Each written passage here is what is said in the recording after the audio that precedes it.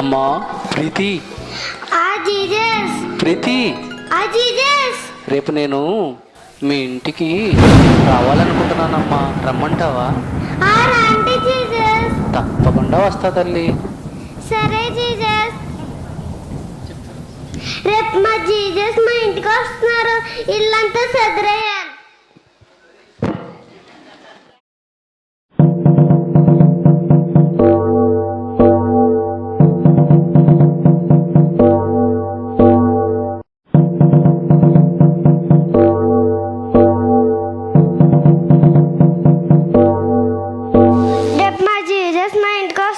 పక్కన కూర్చోవాలి, పక్కన కూర్చోబెట్టాలా? ఇక్కడ కూర్చోబెడతాలా?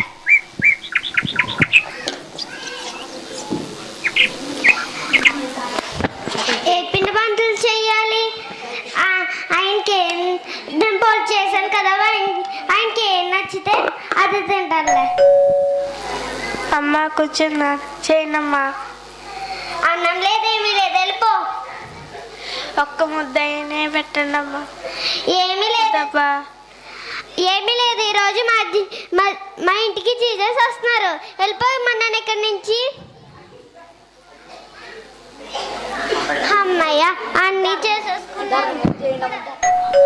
ధర్మం చేయండి అమ్మా. ధర్మం. నా దగ్గర ఒక్క రూపాయి కూడా లేదు. ఎల్లు.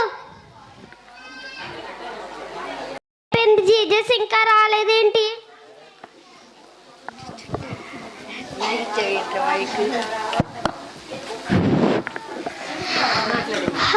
నిద్ర వచ్చేస్తుంది, ఇంకా రాలేదేంటి? కుణుకుల పోట్లు వచ్చేస్తుంది. అదే ఇప్పుడు నేను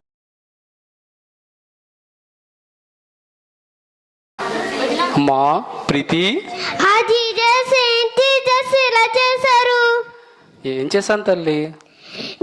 మీరు వస్తారని చెప్పి రాలేదేంటి జీజస్? నేను వచ్చానమ్మా. ఎప్పుడు జీజస్? నేను చూసావు కానీ పట్టించుకోలేదమ్మా. అసలే నేను ఎలా వచ్చానో చెప్పనా? చెప్పు జీజస్. ఒకసారి ముసలమ్మలా వచ్చాను, వస్త్రాలు లేవని వస్త్రాలు ఇస్తావని వచ్చాను, కానీ నువ్వు నాకు వస్త్రాలు ఇవ్వలేదు. మరొకసారి భిక్షకుడిలా వచ్చాను, భిక్షం పెడతావనుకుని ఎంతో ప్రయత్నం చేశాను, కానీ నువ్వు నాకు భిక్షం పెట్టలేదే, కనీసం ఒక ముద్దైనా పెట్టలేదే నాకు. అవునా జీజస్, క్షమించండి, తప్పు అయిపోయింది. అది కాదమ్మా ప్రీతి, మరి నేను ఎలా వస్తాననుకుంటున్నావు? నీకు డైరెక్ట్గా ఇట్లా వస్తాననుకున్నావా? నేను ఒక్కొక్కసారి ఆడుకునే వాళ్ళ వస్తాను, భిక్షకుడిగా వస్తాను, ముసలమ్మలా వస్తాను, ఎలా అయినా వస్తాను, కానీ నీవు నా ప్రేమను చూపించాలి కదమ్మా అందరికీ. ఈసారి నుంచి అలా చేయండి జీజస్, ఒకసారికి క్షమించేసుకోండి జీజస్. సరే తల్లి, మంచిగా అడుగుతున్నావు కనుక క్షమిస్తున్నా.